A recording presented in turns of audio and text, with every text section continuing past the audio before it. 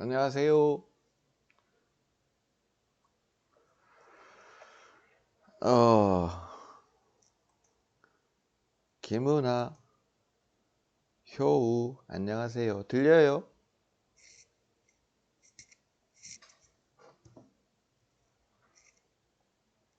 잘 들립니까? 얼굴 나왔어요?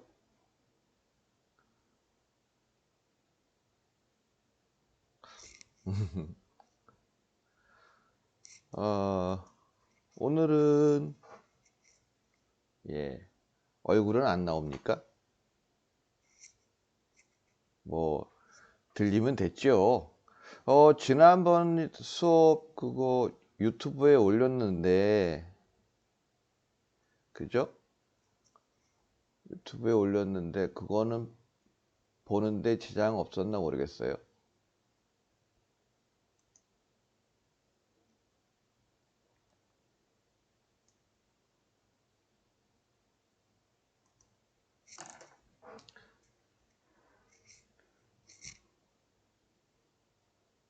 보이나요?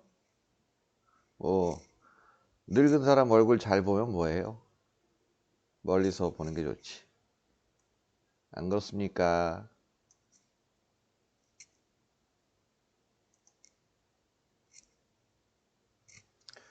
어, 오늘이 세 번째 시간입니다.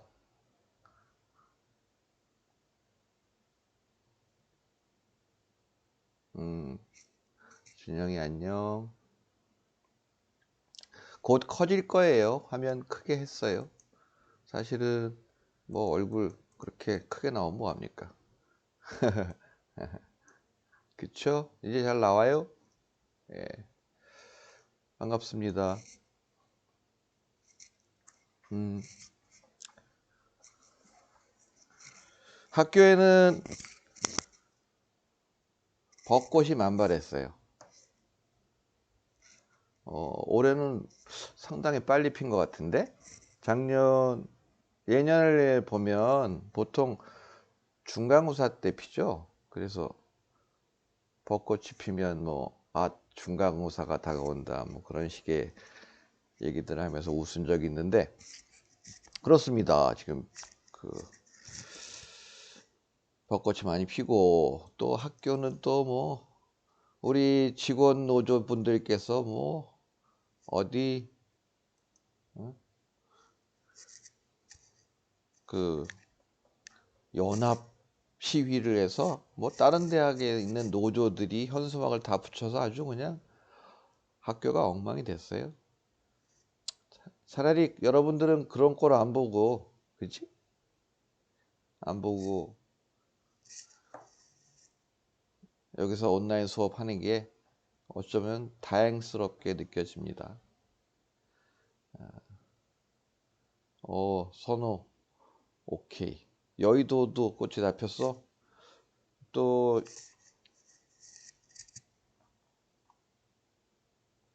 꽃 폈다고 돌아다니지 마시고요, 여러분. 이거 코로나가 정말 심각한 것 같아요. 그러니까 건강 유지가 제일 중요합니다. 예? 그래서 건강하시는 게 제일 중요하니까 거기에 대해서 신경을 많이 쓰시고 밥 잘 드시고 집에 방콕하시고 그러면 좋겠습니다. 예, 그래서 뭐 지난 수업 그 이 클래스에다가 링크 걸어서 올려놓은 것 같은데 본 사람 있어요? 어찌됐든 이 수업 중에 화면이 끊겨도요, 이거 녹화가 되는 거라서 나중에 다시 올려놓겠습니다. 그러니까 중간에 좀 끊어지면 좀 기다려 보시고 안 되면 나중에 그 링크 올린 거 보셔도 되고요. 그리고 다시 한번 얘기하지만 이 수업은 세미나식 수업이잖아요. 그러니까 여러분들이 선생님이 얘기하는 거에 대해서 좀 질문도 좀 하시고 그러면 좋겠어요. 그 안에다가 채팅 거기다가 쓰면 되는데 아무 소리도 안 하고 그러면은 선생님이 또 혼자서 얘기하는 것도 한계가 있어요. 그러니까 좀 그렇게 해 주십사 부탁드립니다. 화면 밝기도 좋죠? 예, 그래서 좌우지간 모니터링 좀 잘 해주시고요.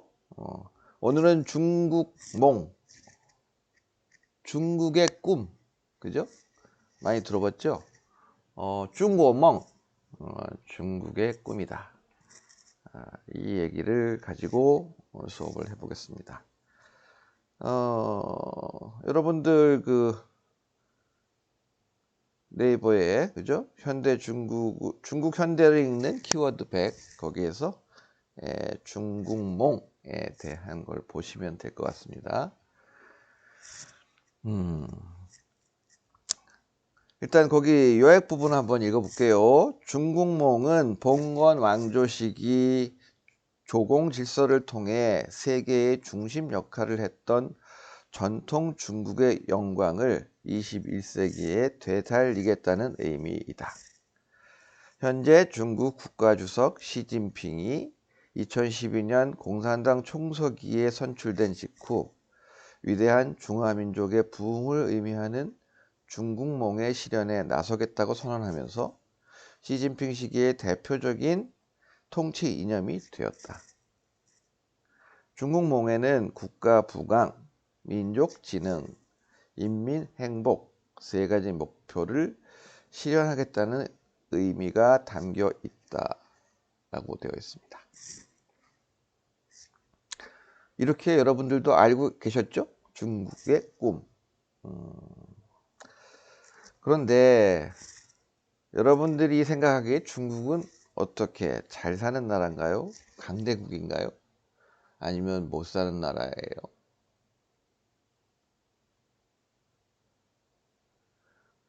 중국은 뭐 선생님 같은 연식이 있는 사람들은 못 사는 나라다, 못 사는 나라였다라는 것을 기억합니다. 왜냐하면 중국이 1980년대 개혁개방 정책으로 돌아서기 직전에는 사회주의 이념에 너무 몰두하면서 사회주의 경제 건설 뭐 이런 것을 내세우고 전면에 내세워서 마오쩌둥에 의해서 거의 뭐 밥 먹는 것보다는 이념을 더 강조했던 그런 시절이 있었습니다. 그게 1950년대, 60년대, 70년대 그렇게 한 30년의 세월이라고 볼 수 있죠. 너무 그 사회주의 건설에만 몰입하다 보니까 경제 발전이라든가 이런 것에 대해서 좀 도외시했던 거죠. 그러다 보니까 못 살게 됐습니다. 그래서 그 시대를 기억하는 사람들은 중국은 맨날 혁명하고 못 살고, 사람도 많이 죽고, 뭐 그런 또 뭐 주계장망이라고 그래서 그 중국의 내부 사정이 언론에 보도되지도 않아서 알 수 없는 그런 시절이었다고 볼 수 있는데 그 시절을 우리는 기억합니다. 그러다 보니까 중국은 참 혼란스럽고 사람도 많고 못 사는 나라다라고 생각을 하는데 중국의 역사 5,000년을 되짚어 보면요. 딱 그 30년 물론 그 앞에 이제 제국주의 열강들의 침략을 받아서 반식민지 국가 상태로 있을 때 좀 열강들에게 수탈당하는 그런 굴욕의 시절이 있긴 했었지만 그 중국의 전체 역사를 보면 항상 자기들이 중심이 되는 국가 이름에도 있죠. 가운데 있는 나라, 제일 중앙에 있는 나라 그런 개념을 가지고 있었습니다. 뭐 중화사상 그렇죠? 여기서도 지금 얘기하는 게 뭐냐면 조공 질서를 얘기하잖아요. 그러니까 우리나라도 가만히 보면 중화 문명권의 주변에 있으면서 중국의 정치적 영향을 아주 줄곧 받아왔다고 해도 과언이 아닙니다. 그래서 물론 중국이 직접적으로 침략해 와서 통치하지는 않고 뭐 조선이면 조선, 중국에 대한 예를 지키라는 것을 강조했죠. 그래서 뭐 왕세자 책봉이라든가 이런 중요한 그것도 중국의 승인을 받고 허락을 받는 뭐 그런 체제를 받았던 거죠. 큰 집이에요, 큰 집. 그래서 뭐 필요한 물건들도 뭐 갖다 바치고 조공행 드린다고 그러죠. 그런 시절이 대부분이었다는 거죠. 그래서 중국은 사실은 역사적으로 보면 우리 역사와 같이 비교해 볼 때 상당히 강성한 대국이었다. 근데 이게 언제부터 망가졌냐? 바로 1840년에 그 아편 전쟁 이후부터 청나라가 이제 급속도로 기울기 시작했죠. 그 기울기 시작한 원인은 뭐 다 알 겁니다만, 그 당시에 서양의 어떤 그 무역 거래를 계속적으로 거부해 오다가 결국은 아편이라고 하는 그 밀무역의 폐단을 청나라가 강력하게 저지하면서 여기에 분쟁이 생겨서 영국 상인들이 아편을 다 몰수당하고 재산적인 피해를 얻게 되자 영국 군대가 그 당시만 하더라도 영국의 그 시민권이죠. 그러니까 상업을 통해서 부를 축적한 그런 사람들에 의해서 대의제 민주제도가 이미 정착되어 있는 상황이라서 그런 상인들의 재산권을 보호해 줘야 할 의무 때문에 어쩔 수 없이 겁은 나지만 청나라와 교전을 했는데 그 교전 결과가 어때요? 완전히 청나라의 일방적인 패배로 결과가 되어서 그 이후로 서구의 많은 국가들이 뭐 그 당시 뭐 프랑스도 있고요, 영국, 뭐 미국, 뭐 러시아도 있고요. 그런 나라들이 청나라의 각 지역을 자기들의 세력권 안으로 들여놓기 위해서 막 서로 경쟁하고 그런 시대가 열립니다. 그게 거의 1840년 이후부터 거의 지금 현재의 중국이 건립되기 직전인 1949년 거의 100년의 그런 굴욕의 시절이 있었죠. 그 기간 동안 뭐 홍콩을 뭐 영국에다가 할양하고 마카오를 뭐 포르투갈에다가 할양하고 이런 식으로 뭐 산동반도는 독일이 뭐 건설도 하고 거기다 장사도 하고 군대를 추진시키고 있고, 그죠? 뭐 상해는 말할 것도 없고. 그러니까 중국의 각 지역에 서구 열강들의 군대와 그들의 상인들이 아주 뭐 치외법권적인 권한을 누리면서 살았다는 거죠. 근데 그러한 시대가 결국은 나중에 일본과 독일과, 그죠? 2차 세계대전을 일으키면서 거의 뭐 국가의 존폐 위기에 처할 정도로 일본에 의해서 아주 많은 사람도 인명도 살상되고 뭐 남경 대학살이라든가 이런 것들이 바로 이제 일본이 중국을 침략한 어떤 참상을 얘기해 주는 것이죠. 그런 그 시절을 겪었다는 거예요. 그러고 나서는 어땠습니까? 그래서 2차 세계대전이 끝나고 또 중국은 공산당과 국민당의 양대 세력이 내전을 일으켰습니다. 그래서 서로 전쟁을 했는데 그 내전 결과는 공산당이 승리하게 된 거죠. 그래서 지금 현재 중국이 1949년 10월 1일 날 북경에서 건국을 선포하게 된 겁니다. 그렇죠?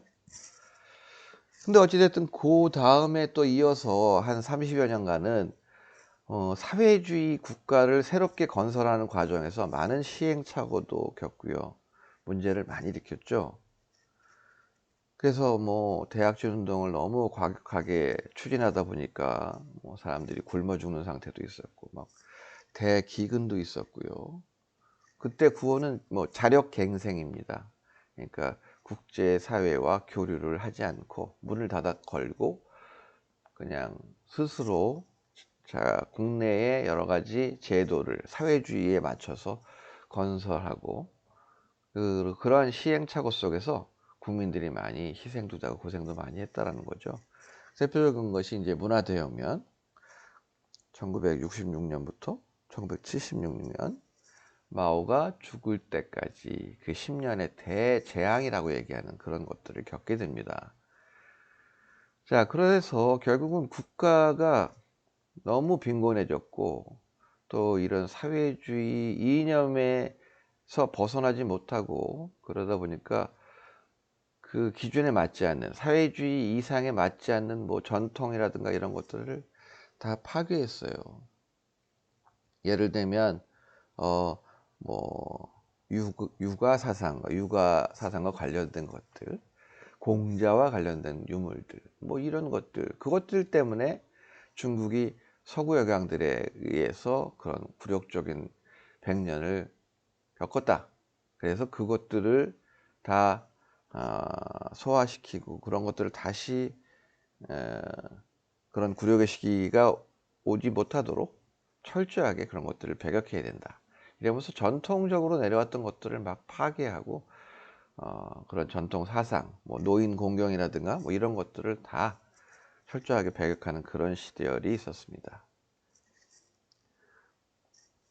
근데 그게 이제 거의 마오 시대까지 1970년대 중반까지 이어졌다고 볼 수 있는데 그 이후에 뭐 여러분 알다시피 덩샤오핑이 이러한 그 과거의 그런 그 사회주의 건설에만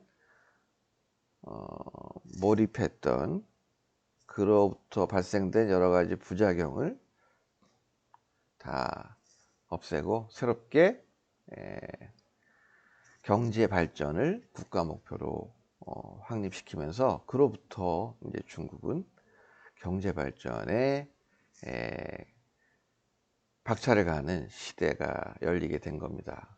그로부터 이게 정확하게는 1978년 중국 공산당 11기 3중전회 중앙공산당 전체 회의에서 덩샤오핑의 그런 그 리더십이 공산당 회의에서 인정되고 덩샤오핑의 이러한 개혁 개방이라고 하는 그러니까 개혁 개방을 통해서 경제 발전을 이룩하겠다라고 하는 국가 발전 목표가 확립되는 겁니다. 자, 그로부터 이제 80년대, 90년대, 2000년대, 2010년대 벌써 40년이 다 돼가고 있는 겁니다. 그렇다면 덩샤오핑 이후에 두 명의 지도자가 있었습니다. 한 사람은 강택민, 짱저민 종서기가 있었고 그 다음이 후진타오 종서기가 있었고 2012년부터 지금 현재의 시진핑이 국가 주석 겸 중국 공산당 총서기로 지금 그 국가 권력을 장악하고 있는 것이죠. 이렇게 볼 수 있습니다. 그런데 바로 이 중국의 꿈, 중국원멍은 바로 이 시진핑이 내세운 국가 비전이라고 할 수 있는 겁니다. 무슨 말인지 알겠죠? 근데 그럼 그 이전의 리더십과 그러니까 후진타오나 짱저민과 어떤 차이가 있는가? 사실은 지금 현재 시진핑의 국가 권력을 장악한 행태를 볼 때 과거 마오와 거의 비슷하다 할 정도로 어떤 그 강력한 1인 집권 체제를 구축했다라고 해도 과언이 아닙니다. 실제적으로 덩샤오핑 이후에 중국의 국가 권력은 중국 공산당 정치국 상임위원이라고 하는 사람들 보통 7명 내지 8명이 국가 권력을 공동 경영하는 그런 체제라고 볼 수 있는 거죠. 그 얘기는 뭐냐면 뭐 우리는 대통령 중심제니까 현재 대통령이 한 사람 나오면 그 사람이 뭐 모든 국가 권력을 다 아우르는 그런 체제를 얘기합니다. 그런데 중국의 그 최고 지도 권력은 덩샤오핑에 의해서 여러 사람들이 함께 경영하는, 그러니까 집단 지도 체제를 채택하게 된 거예요. 그래서 집단 지도 체제라고 하는 것은 물론 거기서도 국가 주석이 있고 국무원 총리가 있고 여러 가지 뭐 다른 국가 권력을 나누긴 하지만, 그래도 뭐 국가 주석이 제일 상대적으로 강력한 권력을 갖긴 합니다만, 이전에 마오가 국가 권력을 장악했던 그 50년대, 60년대, 70년대 그런 그 불행했던 과거에 대한 그 트라우마가 있기 때문에 덩샤오핑은 자기 이후에 그런 국가 권력을 여러 지도자들이 함께 국가 권력을 나눠 가지고 지도하는, 통치하는 그런 체제를 만들었던 거예요. 그래서 짱저민 때는 뭐 쭈룽지, 뭐 리펑 이런 사람들 함께 같이 했고요. 후진타오도 같이 여러 지도자들과 정치국 상무위원들과 국가 권력을 나눴습니다. 지금은 누구예요? 지금은 시진핑이고, 시진핑의 국가 권력 서열 2위는 리커치앙이라고 하죠. 근데 짱저민이 국가주석일 때 쭈룽지가 있었고, 지금 시진핑이 국가주석일 때 리커창이 있다면 쭈룽지와 리커창의 두 사람의 어떤 국가 권력 행사 내지는 그 포션을 비교해 보면 누가 더 강할 것 같습니까? 리커창이 작아요. 그 얘기는 뭐냐면 시진핑이 국가 권력을 거의 자기가 독점하다시피 했기 때문에 지금 총리의 역할과 이런 국가 권력 행사는 상당히 위축되었다고 볼 수 있는 거죠. 그래서 일단 덩샤오핑이 세우는 것은 일단 2주기예요. 2주기. 보통 5년씩 해서 10년 동안 국가 주석 겸 중국 공산당 총서기직을 이어가라. 그래서 이제 강택민 체제와 호금도 체제 수하게 10년씩 갔는데, 이번에는 시진핑이 국가 헌법을 바꿔버렸어요.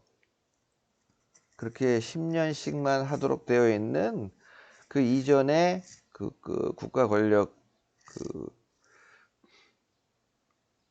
시스템을 10년 이상을 연장하도록 최근에 중국의 그 입법기관인 전국인민대표대회를 통해서 바꿨습니다.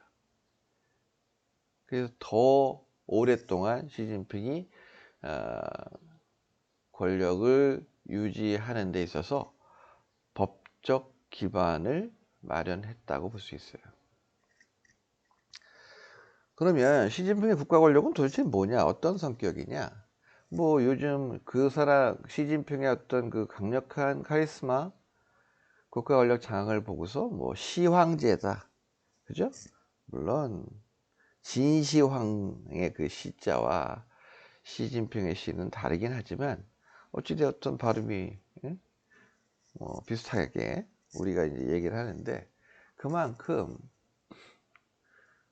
시진핑의 국가 권력이 시진핑 1인에게 많이 집중되어 있다라고 얘기할 수 있는 겁니다. 시진핑은 그러면 그 앞에 강택민과 호금도와는 어떻게 다른가? 사실 강택민, 호금도는 그 이전의 지도자들이 내정을 한 겁니다. 그래서 강택민 이후에는 후진타오를 내세워야 된다. 강택민의 집권 후반기 두 번째 5년이 시작될 때쯤 되면 어느 정도 윤곽이 나오죠. 그래서 그런 지도자가 후계 구도가 결정이 되는데, 이번에는 지금 2012년이니까 거의 2016년, 17년에 시진핑의 후계자가 결정이 되어야 되는데 지금 안 돼 있어요.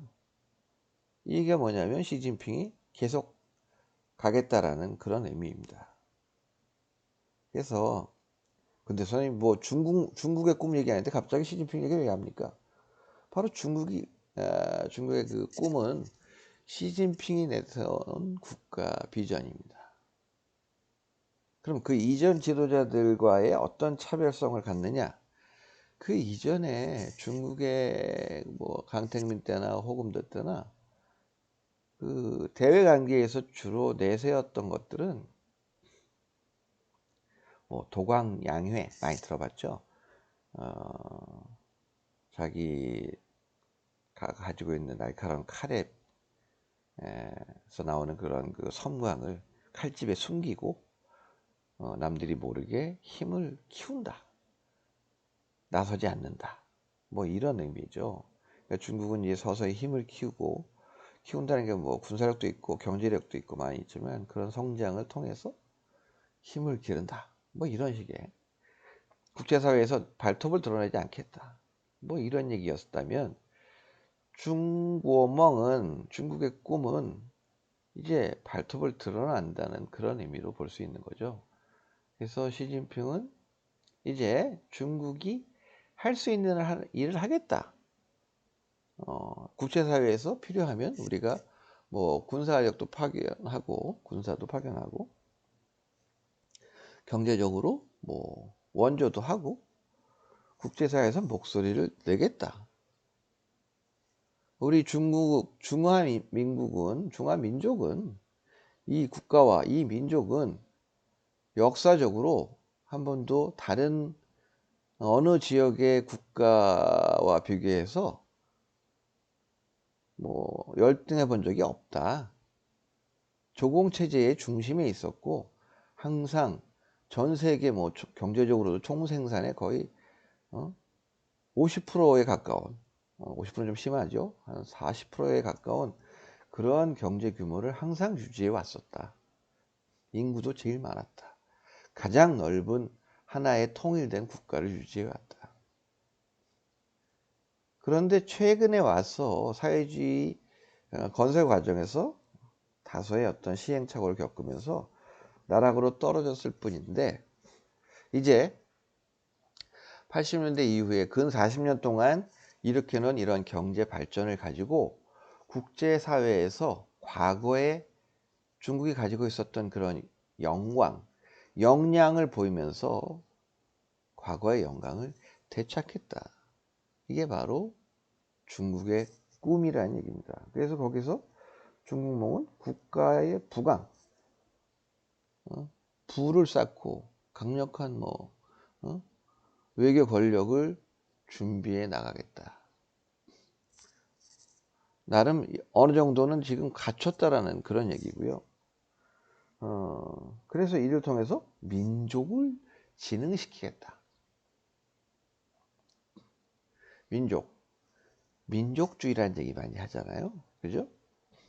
그래서 사실은 중국은 뭐 다양한 소수민족들이 존재함에도 불구하고 뭐 중화민족이다. 이러면서 그 민족의 공통성 이거를 거의 뭐 문화의 바탕을 둬서 같은 문화를 갖고 있는 그런 뭐 비록 종족은 달라도 같은 문화를 공동으로 향유하고 있는 그런 문화 공동체적 관념에서의 민족주의를 강조합니다. 왜? 뭐 티베트도 있고요, 그죠? 신장도 있고요, 만주족들도 있고요. 여러 소수민족들이 여전히 넓은 지역을 소수민족 자치구역으로 이제 행정구역으로 정해서 하나로 만들어 놓고 있기 때문에 그들과의 통합을 얘기하는 겁니다. 그래서 이제 이런 민족이 대동단결해서 국제 무대에서 발전되어 나가겠다. 그렇게 하면서 부강한 국가를 건설하고 또 민족들의 대동단결을 확고히 해서 그렇게 그 마지막 단계로 그 중국인으로서의 어떤 행복감을 느끼게 하는 그런 것이 바로 중국의 꿈, 중국夢이다. 이렇게 얘기할 수 있는 거죠. 결국 중국의 꿈은 중국의 국력 강화와 경제 발전을 바탕으로 해서 국제사회에서 중국의 위상을 강대국으로 새롭게 자리매김하겠다. 이미 그래서 G2라고 하는 얘기를 하고 있고요. 그 G2, 그룹 2에서 미국과 어떤 미국의 독주를 견제할 수 있는 새로운 파워로서 자신들의 정체성을 찾아 나가겠다. 이런 선언이라고 할 수 있습니다. 그래서 그로부터 발생되는 게 뭐죠? 미중 무역 분쟁, 그죠? 트럼프와 시진핑 맨날 만나고 아웅다웅하고 또 전 세계의 경제 구조를 누가 주도할 것이냐. 그래서 지난 시간에 얘기한 것처럼 1대1로 같은 것들을 중국이 주도해 나가면서 미국의 아성에 도전을 하는 거죠. 그래서 시진핑이 얘기하는 그 외교 정책은 신형 대국 관계 이런 얘기 들어봤을 거예요. 그러니까 신형이 뭐냐면 옛날에 그런 대국들의 관계, 미국을 중심으로 해서 서유럽 국가들 혹은 그 이전엔 미소 관계 이런 것들의 그런 대국 관계와 차별을 두고 중국이 새롭게 대국으로 부상한 이후의 그런 관계를 새로운 외교 관계다. 그래서 신형 대국 관계로 얘기를 합니다. 그래서 미국이 주도하는 지구의 절반, 그리고 그 나머지 절반은 중국이 나가겠다. 이끌어 나가겠다. 그러니까 미국은 중국을 인정해라. 이런 것들이 다 이 중국의 꿈 안에 포함이 되어 있다라고 볼 수 있는 겁니다. 그래서 결국은 중국은 강대국으로서 자기들의 목소리를 내겠다. 그것이 바로 이제 전통 시대에 줄곧 자기들이 세계의 중심으로 살아왔던 그 역사를 다시금 되돌리겠다. 되돌려서 부흥의 길로 다시 가겠다. 그런 겁니다. 어찌됐든 이 중국의 꿈, 이것은 중화민족의 위대한 부흥 실현을 위해서 시진핑이 내세운 그런 것이다 볼 수 있어요.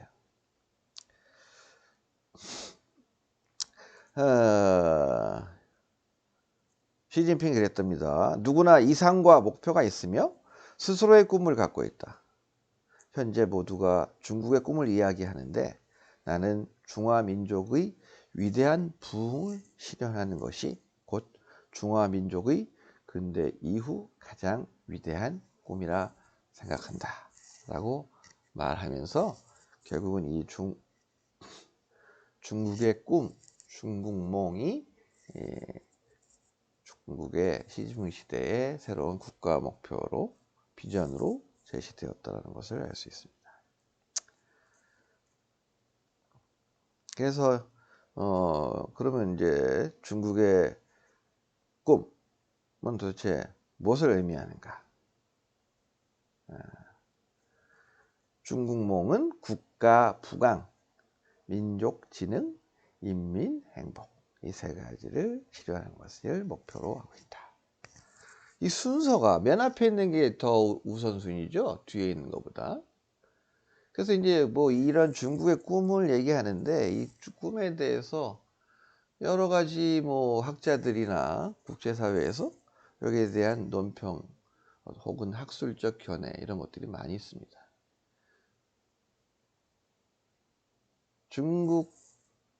시진핑이 그럼 왜 중국의 꿈을 얘기하고 있는가? 자기의 어떤 국가 권력을 유지하는데 국내적인 여러 가지 문제들, 중국이 안고 있는 다양한 사회 불안 요소, 어떤 뭐 지속적인 경제 발전, 뭐 여러 가지를 위해서 본인이 국민들에게 각성을 시킨다는 그런 의미가 있다고 볼 수 있어요. 구호죠, 구호. 그래서 중국은 앞으로 우리가 허리를 동여매고 세계를 주도해 나갑시다.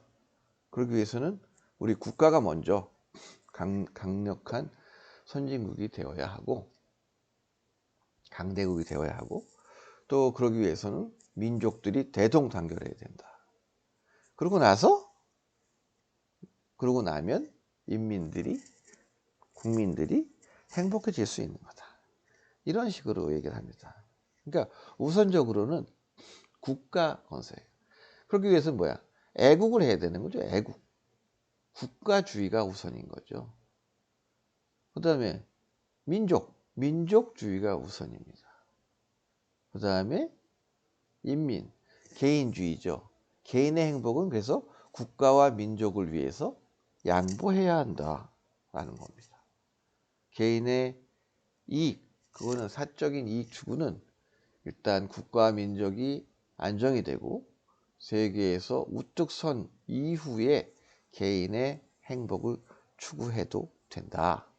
이런 얘기를 하고 있는 거예요. 이런 것이 내포되어 있다는 거죠. 그래서 중국은 뭐 사회주의 국가잖아요. 그러다 보니까 뭐 국가에서 어떤 뭐 교과서, 국민들에 대한 교육 이런 것들은 다 중국 공산당이 독점을 하고 있기 때문에 우리처럼 뭐 교과서 문제라든가 어떤 교과서를 채택하느냐, 국정교과서가 있느냐 없느냐, 해야 되냐 말아야 되냐 이런 논의 자체가 필요 없는 국가이죠. 그래서 이러한 것들을 애국주의와 민족주의를 지금 학생들과 젊은이들에게 교육하고 있다. 국민들에게도 강조하고 있다. 이러한 것이 바로 중국의 꿈을 내세우는 이면에 내재되어 있는 그러한 목표라는 거예요. 옛날에는 우리나라도 뭐 박정희, 뭐 전두환 뭐 이런 시절에 보면요, 이렇게 뭐 얼마 있으면 국회의원 선거하죠. 이때 되면 일부러 이제 뭐 천안함 사건 같은 거 뭐 이런 것들이 옛날에 발생한 것도 이때쯤에서 발표합니다. 뭐 김정은이가 지금으로 따지면 뭐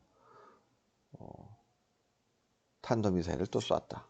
뭐 도발을 계속해 핵탄두를 뭐 장착한 것을 뭐 실험했다. 이런 보도를 막 그 독재 정권은 가능하죠. 언론도 장악하고 있으니까 그런 것들을 막 내세우면 국민들은 어때요? 떨죠. 그 외부에 이런 전쟁이 발생될 수도 있다라고 생각을 하게 되면 여당에게 뭐 우리 목소리를 내고 나 배고파, 응? 뭐 나 실업수당 줘, 나라가 왜 이 모양이야 이런 얘기할 틈이 없다는 거죠. 일단 전쟁부터 막고 국가가 살아나야 그 다음에 나의 행복도 추구할 수 있지 않느냐 이런 논리가 생기는 거죠. 그러니까 여당에게 몰표를 하는 그런 현상들이 있었어요. 그걸 정치적으로 악용한 거죠. 그걸 이제 북한을 자꾸 내세워서 여당표를 늘리는, 그러니까 사회 안정, 국가 안정을 국민들이 원하도록 만드는 이런 것들을 일명 북풍이라고 했어요. 북풍. 북쪽에서 오는 바람이죠. 그러니까 북한의 그런 정치적인 그런 뭐 불안정이라든가 이런 걸 내세우면서 국민들을 불안하게 만들고 그 불안으로 인해서 사회 안정에 표를 던지게 만드는 그런 것들이죠. 그러니까 이 중국의 꿈도 사실은 시진핑이 자기가 개인적으로 국가 권력을 장악하고 그 원래 결정되어 있는 10년을 연장해 나가면서, 왜 연장해? 이 꿈을 이렇게 하기 위해서는 나에게 좀 더 강력한 힘을 줘야 된다. 뭐 이런 얘기를 하고 있는 거예요. 그런 힘을 주십시오. 밀어주십시오. 제가 우리 국가를 세계 1등 국가로 만들겠습니다. 미국을 앞지르는 그런 강력한 국가를 만들겠습니다. 그 대신 국민들을 좀 참아주세요. 그리고 우리 공산당이 오랫동안 통치하도록 공산당 통치에 대해서 이의를 달지 말아주세요. 소수민족 여러분, 분리 독립주의 그만하시고요. 저희에게 대동단결해서 힘을 주십시오. 그러면 우리는 조만간 미국을 제끼고 그야말로 중국 중심의 세계 질서를 새롭게 구축해 나갈 수 있습니다. 그 후에 여러분들 개인의 선진국으로서의 중국의 국민으로서 누릴 수 있는 행복을 누리게 해드리겠습니다. 그러니 뭐야? 공산당의 장기 집권에 대해서 토달지 말아주세요. 공산당의 일당 독재에 대해서 토달지 마세요. 그것을 이끌어가는 이 시진핑 일당 독재 개인 권력 강화를 색안경 끼고 보지 마십시오. 저는 좋은 일을 하기 위해서 하고 있는 것입니다. 이런 것들에 대한 얘기입니다. 그래서 여기 보면 뭐 여러 세계적인 학자들이 중국의 꿈에 대해서 얘기를 하고 있죠. 보면 중앙당교는 중국 공산당 학교예요. 여기서 중국 공산당원들에게 뭐 정치적인 교육 이런 것들을 하는 그런 거죠. 공산당의 주요 간부들을 교육하는 그런 곳입니다. 그래서 그런 거기에 있는 그 교수들은 그야말로 현재 중국 집권 세력의 그런 정치 이념이라든가 통치 이념을 대변하는 그런 사람들이라고 할 수 있겠죠. 홍시앙화 그 사람은 뭐야? 그 중국몽의 의미를 정치 대국몽, 경제 강국몽, 문화 흥국몽, 행복한 인민과 아름다운 자연이 어우러진 중국을 만드는 꿈, 이렇게 네 가지로 얘기했다고 해요. 총치적으로 국제사회에서 성장한 국가, 큰 국가가 되자. 그리고 경제적으로도 미국을 앞서가는 그런 국가가 되자. 우리 찬란한 중화 문화를 세계로 확산시켜서 문화를 수출해서 중국 문화가 모든 세계 문화를 이끌어가는 그런 주도권을 갖자. 그리고 그 다음에 이제 그동안 경제 건설로 망가뜨렸던 여러 가지 오염 문제라든가 환경 이런 것들을 해결해 나가자. 이런 얘기가 다 중국몽에 포함되어 있다. 이런 얘기들. 그리고 그 다음 걸 보면 이제 대만. 아무래도 중국과 대립각을 갖추고 있는 그런 나라이죠. 그 나라의 경찰대학. 이것도 이제 거의 뭐 대만의 정치적 입장을 대변하는 그런 예증이라 할 수 있겠죠. 거기에 교수가 중국이 이루고자 하는 중국몽을 강군몽, 강국몽, 발전몽, 행복몽, 조화몽, 평화몽, 문화몽, 녹색몽, 법치몽 등 9가지로 세분해서 얘기를 했다라는 겁니다.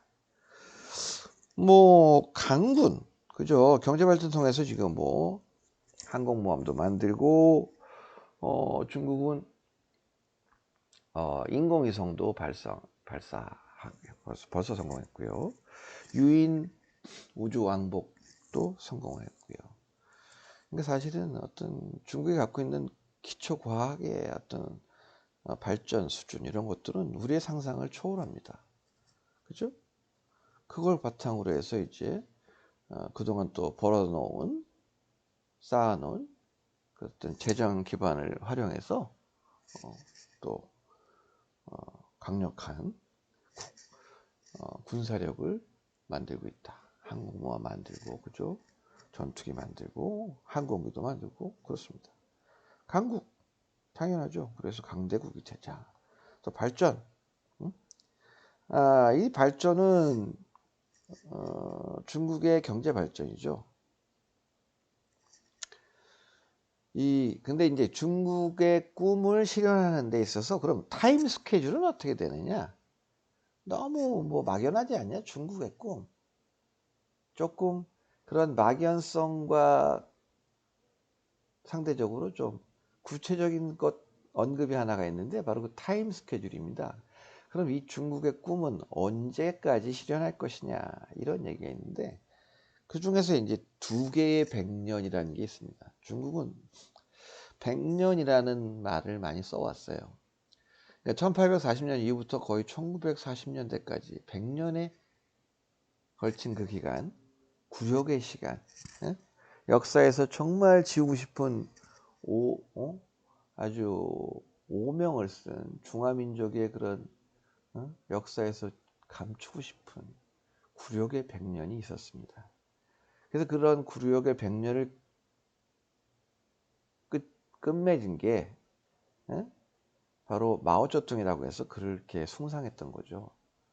그런 열강들의 굴욕적인 그런 침략에서 아주 무기력하게 당하기만 했던 중국을 새로운 그들을 다 몰아내고 서구 열강들을 몰아내고 중국 자체, 중국 민족들의 힘에 의해서 중화인민공화국을 건설한 위대한 지도자 마오쩌둥이라는 거예요. 그래서 그를 그렇게 몇십 년 동안 위대한 지도자로 숭상하고 있었던 거죠. 그럼 지금 시진핑이 이야기하는 100년은 뭐냐? 바로 이 중국 공산당과 연관되어 있는 100년이 있고요. 중국이라고 하는 중화인민공화국의 건국과 관련된 100년이 있습니다. 자, 중국 공산당은 몇 년도에 창당이 되었나요? 퀴즈입니다.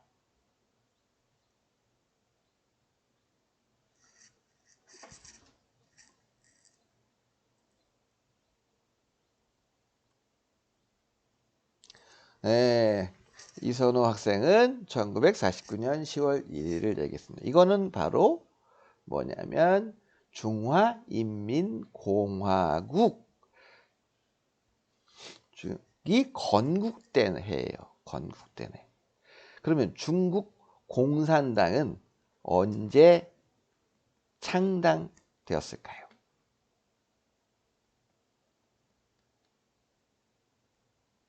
알아맞혀 보세요.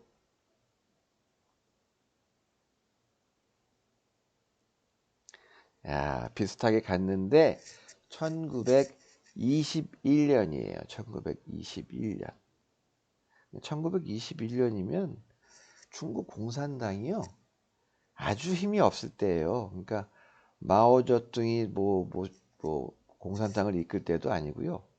뭐 천두시우, 진독수, 그죠?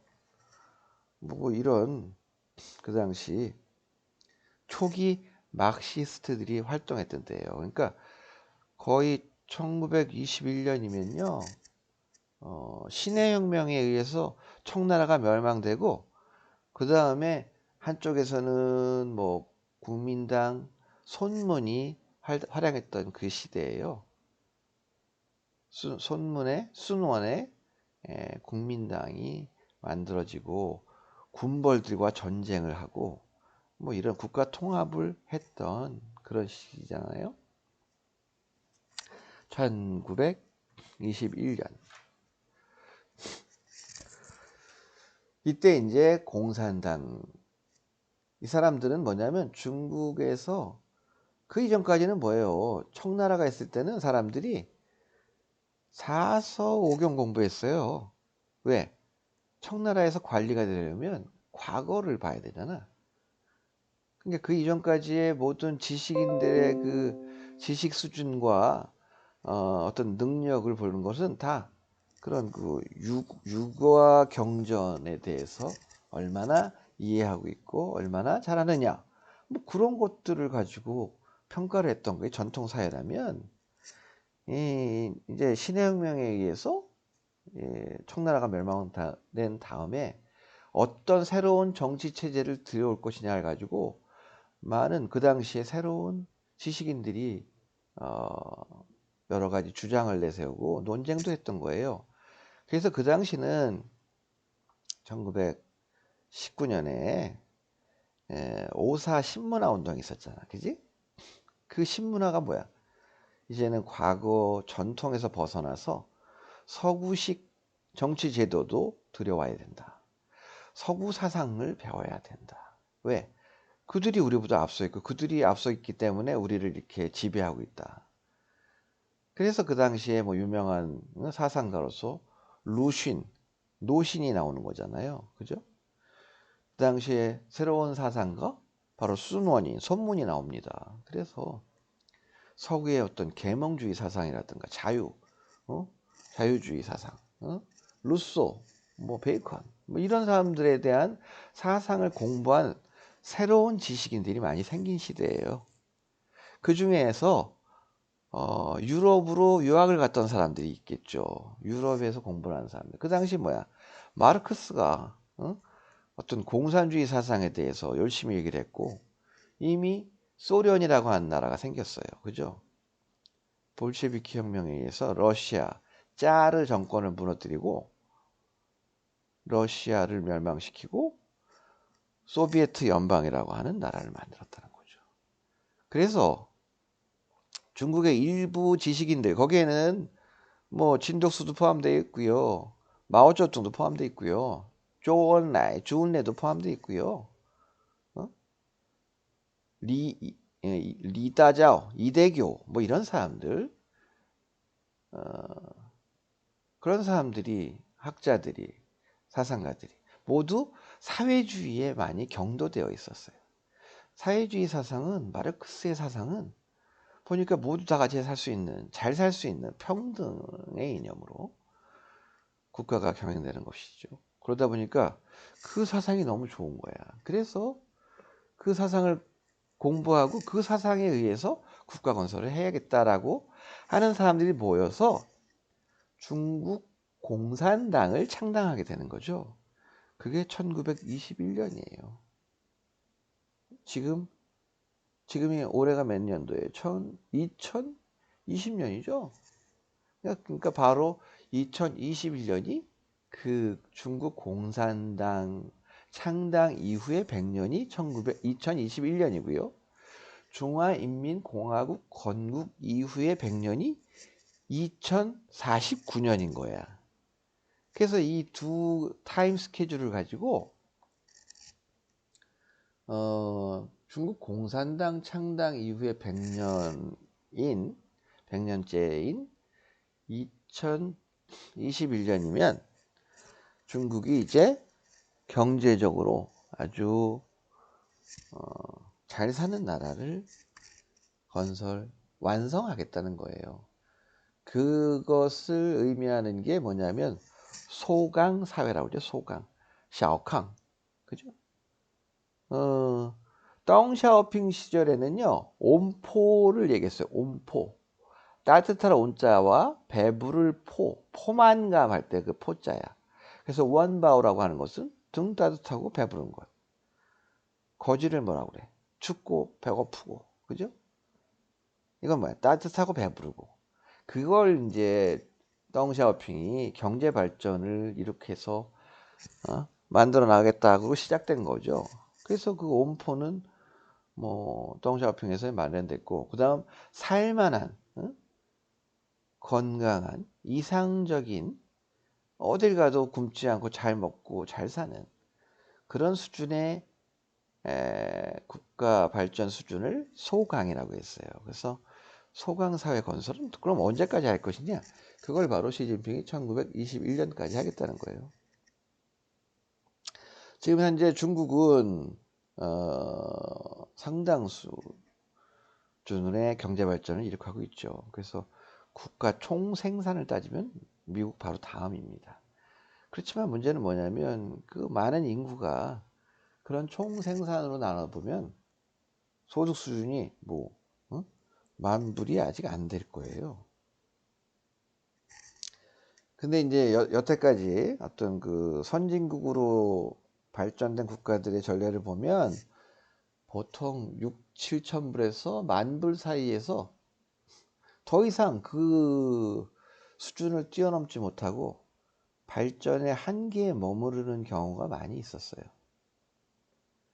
그거를 이제 학술 용어로 뭐라고 그러느냐? 뭐라고 그러게? 무슨 함정이라고 그래요? 무슨 함정. 중진국 함정이라고 그래요. 중진국 함정. 이 중진국 함정이라고 하는 것은 개발도상 국가가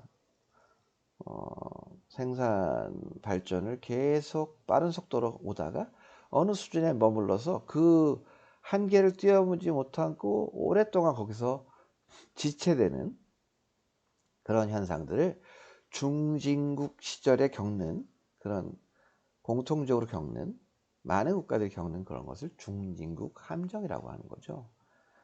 그래서 중국도 지금 거기에 걸려 있다, 그런 얘기들을, 그런 우려들을 많이 받고 있습니다. 그래서 그러한 것들을 뛰어넘어서 2049년에는 그야말로 잘 사는 선진국을 이룩하겠다, 미국을 압도하는 강대국이 되겠다 라는 것이 바로 이 중국 꿈이 구체적으로 내놓은 타임 스케줄입니다. 시진핑은 어떻게 보면 그걸 자기가 이룩했다는 거면 2049년까지도 쥐가 할 수 있다는 얘기가 아닐까. 물론 그때까지야 뭐 너무 나이가 많으니까 어렵긴 하지만 어찌되었든 오래오래 자기가 해먹겠다, 이런 것들이 이 안에 내포되어 있다. 여기 나와 있죠. 첫 번째 100년 목표, 중국 공산당 창당 100주년이 되는 해 2021년. 1921년에 중국 공산당은 상해에서 창당 대회를 했습니다. 그 당시 왜 상해에서 했을까? 그 당시 상해는요, 서구 열강들이 자기들의 국민들이 사는 지역을 조개 지역이라고 해서 중국 사람들을 못 다니게 했어요. 뭐 그 중국의 뭐 그 당시를 배경으로 한 영화를 보면 서양인들이 살고 있는, 뭐 서양이라고 하는 것은 뭐 영국, 프랑스, 뭐 이태리, 독일, 이런 서방 국가들이죠. 자기네들 시기의 건축물들을 그때 많이 쳤어요. 그래서 지금 상해 가면, 뭐 와이탄에 가면 뭐 어마어마한 석조 건물들이 많이 있죠. 자기네들이 장사하려고 거기다가 은행들을 만들었던 것들이에요. 그래서 그 당시에 상해, 우리나라 임시 정부도 상해에 있었죠. 중국 공산당 창당 대회도 상해에 했어. 그 얘기는 뭐냐면, 그만큼 상해는 당시 국제사회를 이끄는 강대국들의 각 축장이었다는 거예요. 그만큼 당시 북경 정부, 그 당시에 뭐 위엔스카이와 그 다음에 뭐 군벌들이 이어가면서 군사력을 바탕으로 불안한 군벌 정권을 이어가고 있던 시기이기 때문에 베이징은 어떻게 할 수가 없었어요.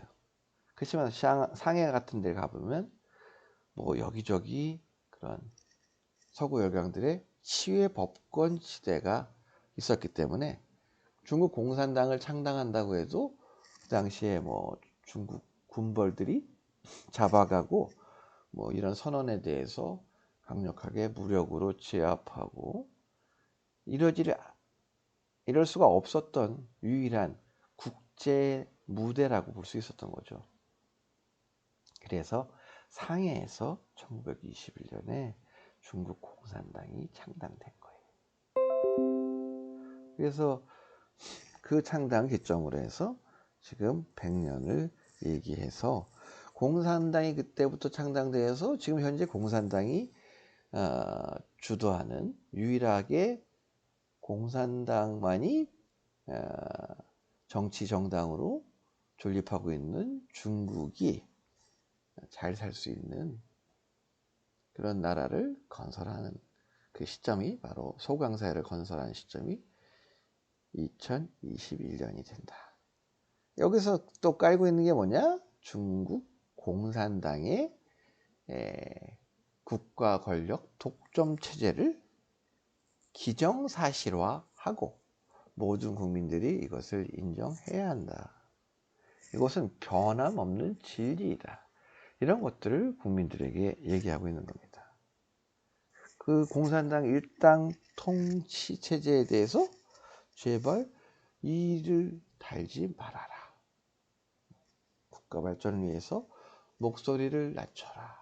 허리띠를 졸라매고 공산당을 지지해야 한다. 그리고 그 공산당은 내가 지도한다. 이런 얘기예요.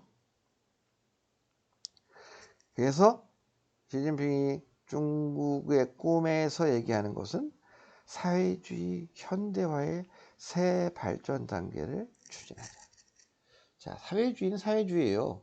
그러니까 1921년에 그 당시에 거의 고전 사회주의에 빠져서 중국이란 나라를 사회주의 국가로 만들어야겠다고 하는 초기 제1세대 막시스트들이 사회주의를 받아들였던 그 시대부터 지금까지 지금 현재 사회주의 체제를 유지하고 있는 중국.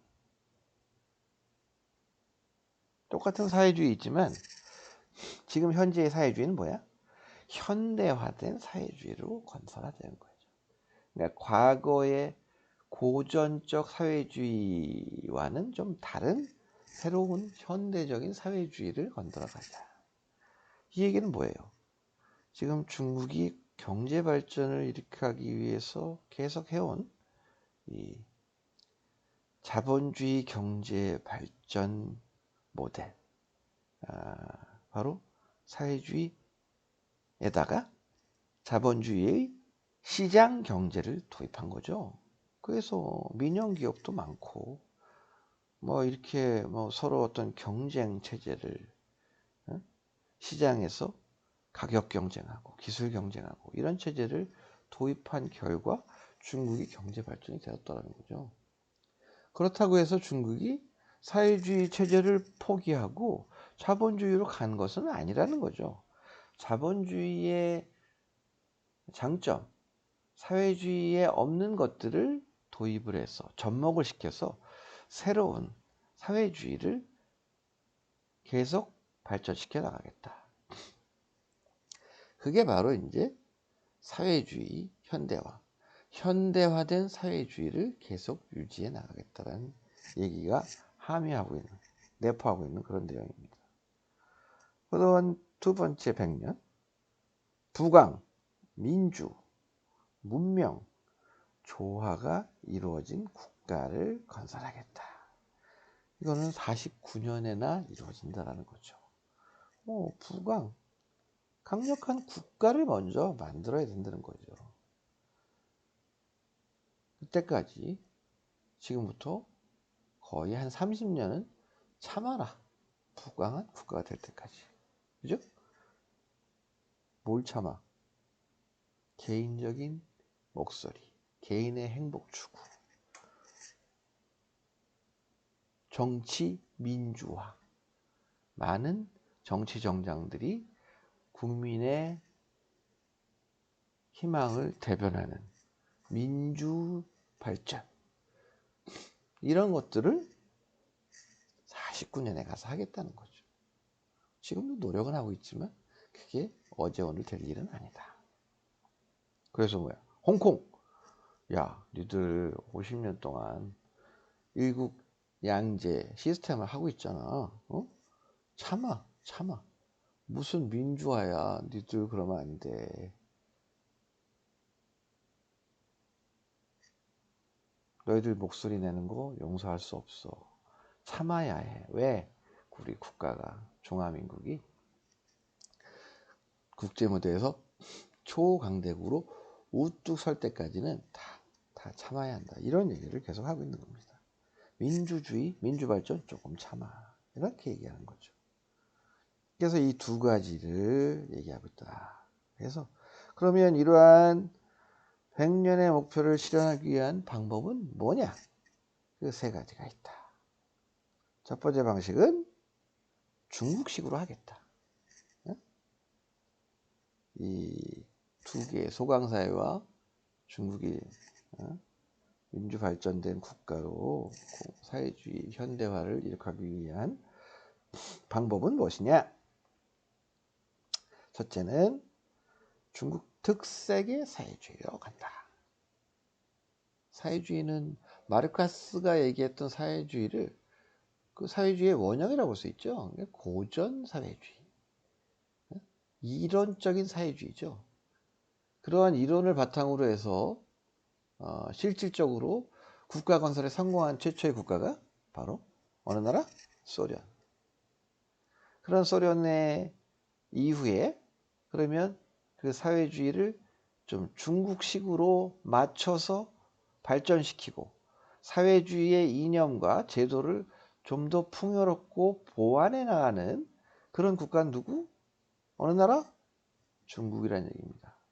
그래서 중국이 만들어가는 사회주의, 이거는 마르크스가 얘기했던 사회주의, 레닌이 얘기했던 사회주의, 또 마오가 얘기했던 사회주의를 넘어 이제 새로운 중국 특색을 반영한 사회주의 체제로 발전시키는 그러한 정치 체제를 유지한다. 그다음 두 번째 뭐야? 강조하는 게 바로 국가주의, 애국주의, 민족주의 이런 것들이에요. 이런 것들이 뭐야? 이것이 바로 중국 정신이다. 그래서 이로부터 이러한 교육, 이러한 국가의 입장에 뭐 반론이라든가 이런 것들이 중국은 구조적으로 나타날 수가 없잖아요. 그러다 보니까 거기에 대한 국민들의 일반적으로 다른 국제사회의 여론이나 이런 것들에 관심을 갖고 있는 그런 민주의식이 깨어있는 사람들이 많지 않은 거죠. 그러니까 중국의 어떤 제도권 내에서 시진핑이 얘기하는 이런 교육들을 받고 자라는 학생들이나 뭐 저기 뭐 한국에 유학 와 있는 그런 20대 학생들 다 그 시진핑의 이러한 정치 목표 실현을 위한 그런 국민 교육을 받은 사람들이에요. 그러니까 어떻게 돼? 한국에다가 사드를 설치했어? 이런 미친 안 돼. 우리나라를 위협하는 거야. 그러니까 어떻게? 그 교육을 받은 우리 중화 민족들 앞장서서 롯데 문 닫아 불매 운동에 롯데 건설 어디다가 집을 줘? 야 거기서 일도 하지 마. 이런 것들이 일어나는 거예요. 이전에 뭐 일본과 어떤 뭐예요? 뭐 조도, 띠아오위다오 그런 영토 분쟁 날, 야 일본 이 새끼들 미친놈들 아니야? 야 일본 차 타지 마. 다 불살라 버려. 이러한 것들이 아주 강력하게 일어나는 이유가 바로 여기에서도 그 원인을 찾을 수 있는 겁니다. 중국의 애국주의, 자 국가주의 이런 것들이 뭐예요? 과거 어떻게 보면 일본의 2차 세계대전을 왜 냈어요? 자기들이 가장 우수한 민족이라고 얘기하는 거죠. 그래서 나태하고 게으르고 더러운 중국을 자기들이 점령해서 문명화시켜야 된다. 동남아시아 국가들 점령해야 된다. 조선 점령해야 된다.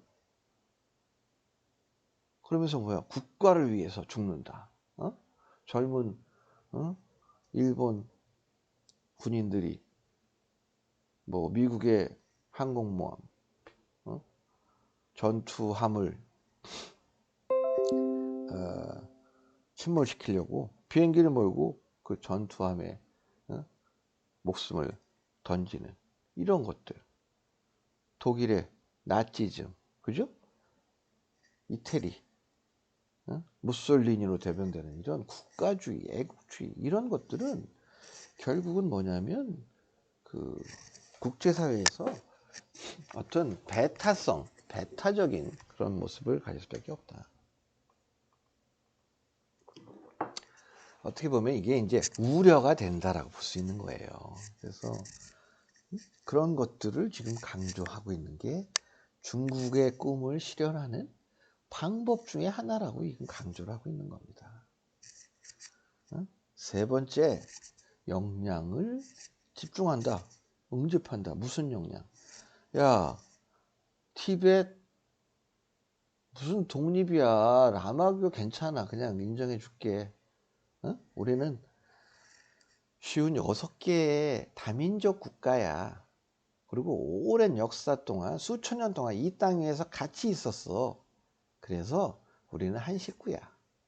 어떨 때는 니네들이 강성해서 몽고 같은 나라, 몽고족은 우리를 다 통일하고 지배할 수도 있었지. 만주족은 강력한 청나라를 만들어서 우리를 지배했어. 그러나 우리가 남이가, 우린 다 같은 민족이야. 제발 분리 독립 이런 소리 좀 하지 말고 폭동 좀 일으키지 마. 그리고 한편으로 뭐야? 그런 시위나 이런 게 있으면 강력하게 제압하죠. 티벳의 군대를 동원하고 이런 식의 것들이 많이 있다란 말이죠. 이게 뭐야? 중국의 꿈을 이루기 위해서는 우리가 다들 민족은 달라도 하나로 뭉쳐야 한다. 역량을 하나로 모으자. 이런 거야. 근데 이런 것들의 얘기는 뭐야? 개인주의, 분열주의, 소수민족주의 이런 것들을 용서하지 않겠다라는 얘기를 갖고 있는 거죠. 그런 얘기입니다. 그래서 그러면 이런 그 중국의 꿈 이런 거에 대해서는 국제적으로 어떤 반향을 일으키고 있는가? 여러분들은 중국의 강대국화에 대해서 찬성합니까? 우려합니까?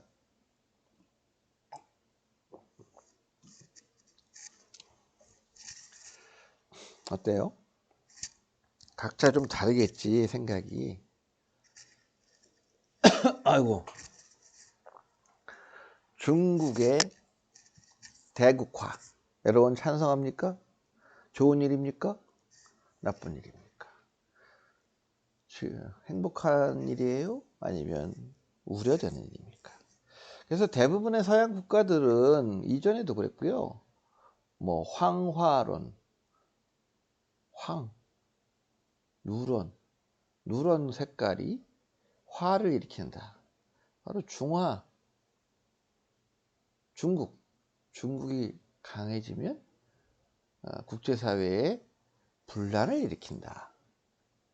중국 위협론 이런 것도 있죠. 중국이 강력해지면 국제사회의 깡패 국가가 된다. 그래서 주변 국가들의 무력 행사라든가 영향력 행사를 통해서 패권 국가가 된다. 이런 것들이 모두 중국의 대국화를 우려하는 중국 위협론에 담긴 내용들이라고 볼 수 있는데 이런 것들이 아직도 많다라는 거죠. 중국의 꿈은 중국의 위협이라는 거지. 그래서 거기에 대해서 중국이 그럼 국제사회에서 어떤 일을 해왔느냐, 잘했느냐? 미국은 뭐예요? 그래도 그동안 지금 트럼프가 와서 좀 망하긴 했지만 그 전까지 뭐야? 오바마가 됐든 누가 됐든 추구하는 거는 보편적 가치가 뭐야? 자유, 민주, 그죠? 이런 것들이에요. 중국이 자유와 민주를 실현하기 위해서 중국의 꿈을 지금 얘기하고 있는가? 아니라는 거죠. 부정적 시각이 많다. 중국의 패권주의가 그 속에 숨겨져 있다. 저 나라가 더 강해지면 분명히 주변국에 위협이 될 것이다. 이런 생각들을 많이 하는 거예요.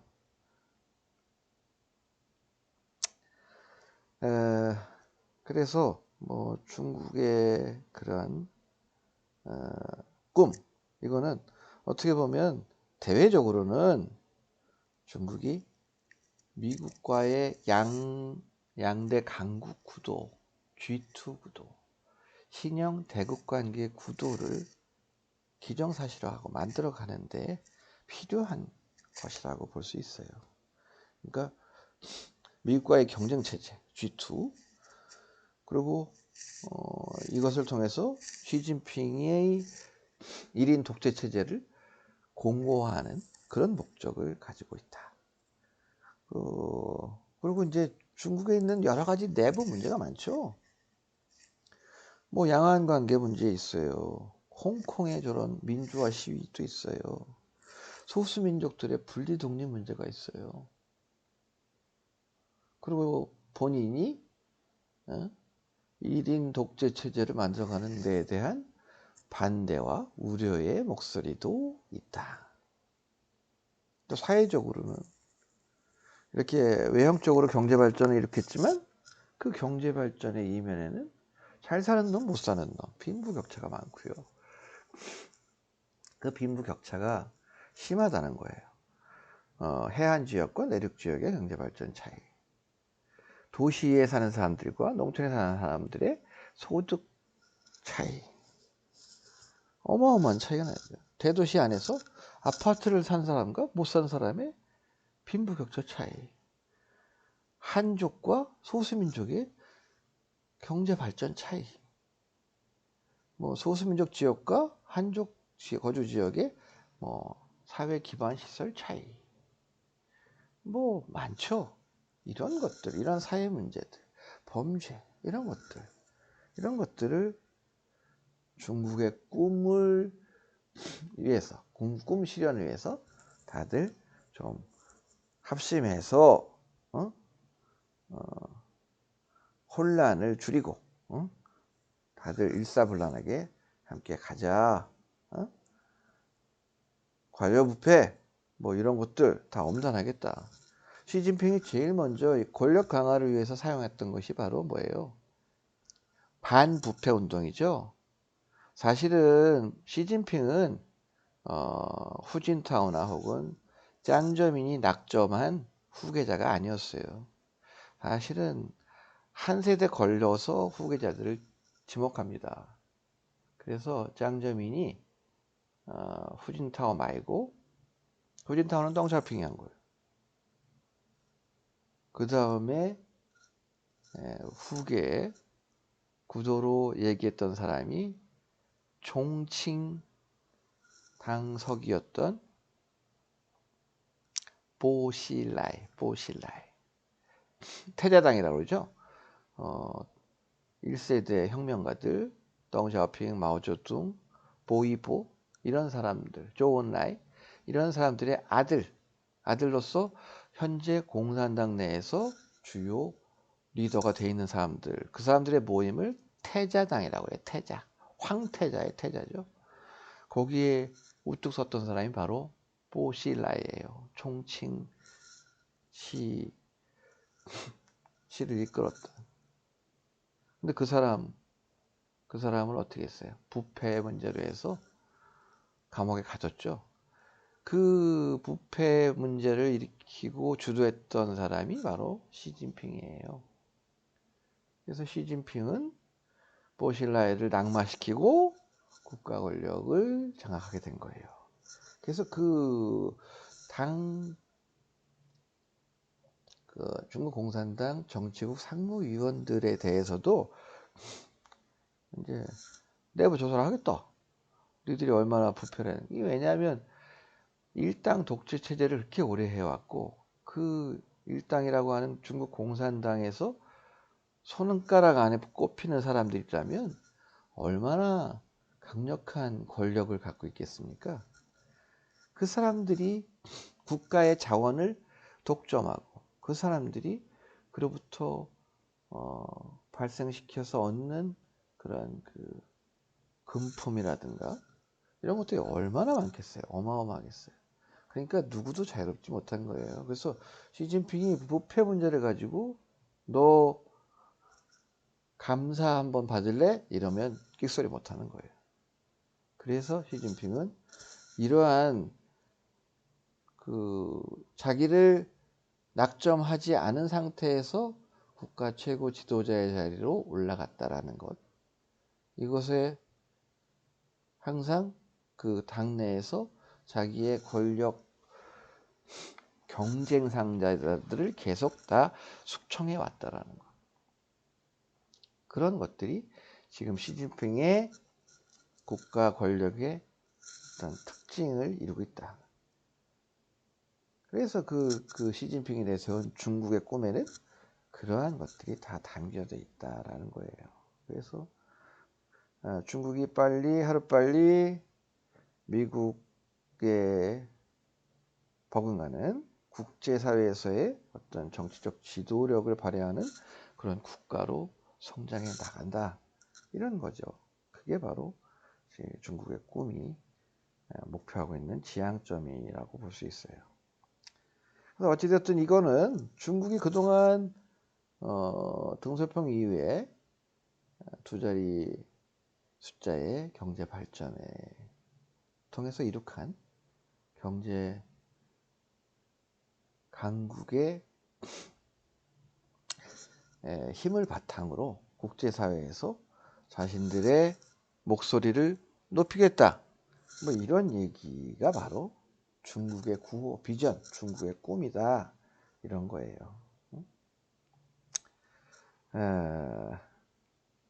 지금 현재 어떻게 보면 중국이 뭐 미국이 잠깐 좀 힘들었잖아요. 트럼프 직전까지만 해도 2008년도에 리만 브라더스에 의한 뭐 미국발 경제 위기 뭐 이런 것들이 있었지만 중국은 그런 것들을 나름 외형적으로 큰 충격 없이 자체적으로 발전시켜 나왔고 지금 현재 시진핑은 중국의 경제 수준을 이전에 어떤 뭐 노동 집약형 그런 수준에서 이제는 기술 집약형, 그죠? 4차 산업혁명을 주도할 수 있는 그러한 첨단 산업을 중심으로 경제 발전을 주도해 나가고 있다는 거죠. 1대1로에서 잠깐 얘기했지만 뭐 고속철도 개발이라든가 그다음 세계 최첨단인 드론, 그죠? 그다음에 뭐 AI를 개발해서 뭐 무인 자동차라든가 인공지능 그런 능력들을 발전시키고 있고, 그죠? 근데 중국은 지금 시진핑은 그 이전에 그런 좀 비루해 보이는 그냥 노동력만 가지고 세계에 필요한 어떤 그 경공업 위주의 값싼 물품을 생산했던 그런 시대와는 달리 그야말로 산업 변화를 주도하고 있고, 그 속에서 중국은 첨단 기술을 바탕으로 또 아주 자본을 집약시켜서 이러한 4차 산업혁명 시대를 이끌어갈 수 있는 그런 국가로 거듭나고 있다는 거죠. 그래서 거기에 대해서 국민들이 자부심을 갖고 힘을 실어달라. 뭐 이런 얘기가 바로 이 중국의 꿈이 가지고 있는 거죠. 그죠? 그렇지만 결국은 이러한 것들은 뭐야? 중국 공산 정권 유지를 목표로 하고 있고, 그 공산 정권에서 최고의 지도력의 자리를 갖고 있는 시진핑의 국가 권력을 계속 유지하는 그런 것이 결국은 중국의 꿈이라는 거죠. 그리고 국제사회에서 자기는 정말 앞선 세계에서 우뚝 쓴 국제위상이 아주 높아진 그런 국가 권력, 국가를 리드해 나가겠다.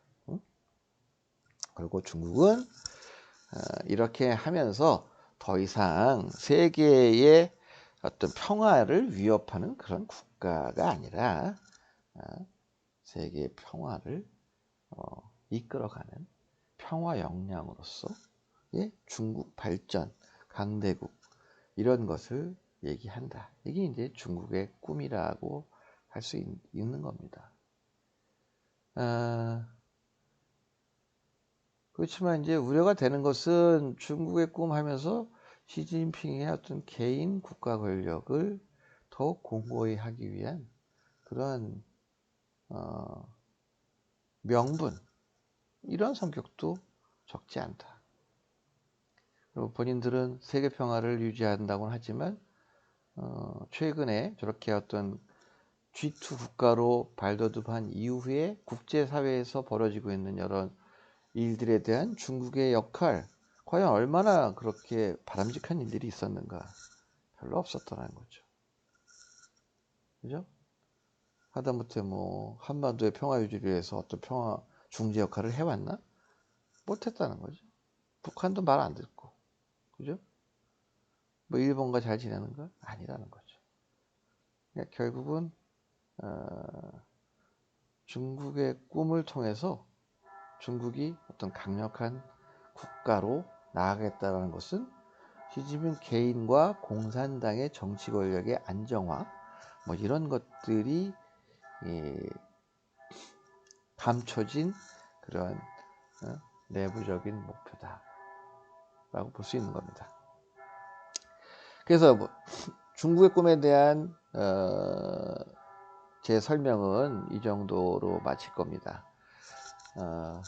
여러분들 뭐 거기에 대해서 질문도 좋고요. 선생님하고 하고 싶은 얘기 있으면 하세요.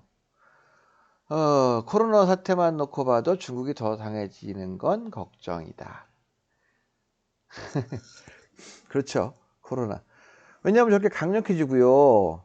선생님의 걱정은 또 뭐냐면 빅브라더란 말 알죠? 빅브라더. 나는 니네들이 하고 있는 일거수일투 이걸 다 알고 있다예요. 그죠? 빅데이터 뭐예요? 항상 쌓여있죠. 내가 개인이 외국인이야. 중국에 들어갔다 나갔다 막 이런 거 하잖아. 얘는 언제 들어와? 주로 어디? 왕징에서 왔다 갔다 해. 베이징 들어오면. 어디 술집 가? 어디 호텔 가? 이런 게 중국에서 사용되는 그저 위챗머니 있잖아요. QR코드로 지불을 해요. 그러한 정보들이 개인 소비라든가 움직임, 무슨 택시를 탔어, 띠디다 탔어. 그것도 또 핀테크가 발전돼 있으니까 스마트폰으로 결제해요. 돈 안 써요. 그럼 뭐야? 그 정보는 누가 갖고 있어? 거기 다 쌓이는 거야. 얘는 주로 들어오면 어디 가고 뭐 사 먹고 이 자식 술 많이 먹네? 이런 것도 다 나온단 말이에요. 그런 거를 국가가 다 가질 수 있어요. 정보를 다 수집할 수 있다는 거지. 요즘 중국에서 뭐야? 안면 인식. 요즘 외국인들 들어가면 다 사진 찍게 해요. 거의 뭐 밝혀내요. 지문 인식. 이런 첨단 기술이 중국 공산당이 독점하고 있더라는 거예요. 그것을 견제할 수는 어떤 사회기구, 단체? 아무것도 없더라는 거지. 이런 상태에서 중국 공산당에게 그런 모든 국민의 정보가 다 갖고 있는 거야. 외국은 다 통제할 수 있어요. 이런 상태의 중국 공산당이 계속한다. 외국인들 10명 이상 모이지 마. 모였어. 다 국가에서 알 수 있어요. 그 사람들이 택시 타고 어디 오고 뭐 움직이는 거 다 알고 있고 CCTV 뭐 인공위성 통해서 다 감시가 가능해요. 그 많은 인물들이. 그런 데이터를 다 갖고 있어요. 그것을 누가 중국 공산당이 다 갖고 있다는 거지. 인권 문제 맨날 얘기하잖아요. 그런 것에 대해서 이의를 제기하는 목소리는 말만 나오면 바로 잡아가. 홍콩 문제도 왜 터졌어? 홍콩에서 떠드는 놈들 대륙으로 잡아가서 중국 대륙의 법령에 의해서 처벌하겠다. 여기를 반대했던 것들이잖아요. 이런 것들이 결국은 중국의 그런 그 발전된 기술을 가지고 그러한 기술력과 정보 이런 것들을 독점하고 있는 유일한 하나의 독재 정당인 공산당이 그것을 다 가지고 있다. 언론도 다 통제하고 있다. 이런 상태에서 숨을 못 쉬는 거죠.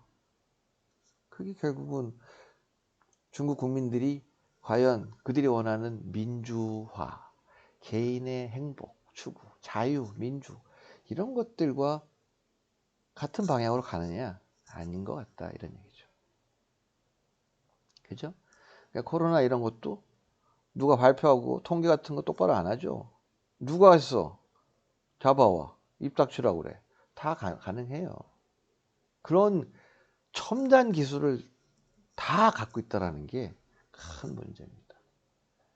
근데 그러한 것들을 좋게 사용하면 좋은데 국가 권력 유지, 개인의 장기 집권 이런 거에 사용된다면 이건 정말 우려가 많이 되는 그런 상황이라 볼 수 있습니다.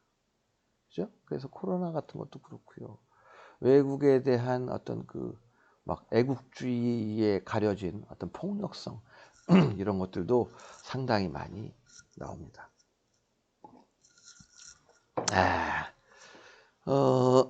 뭐, 그, 청강하시는 분들이 뭐, 한 말씀이 하는 까오리빵은 고려 사람들이 모여 살았던 그 사람들의 커넥션, 이런 거를 얘기했던 중국어예요.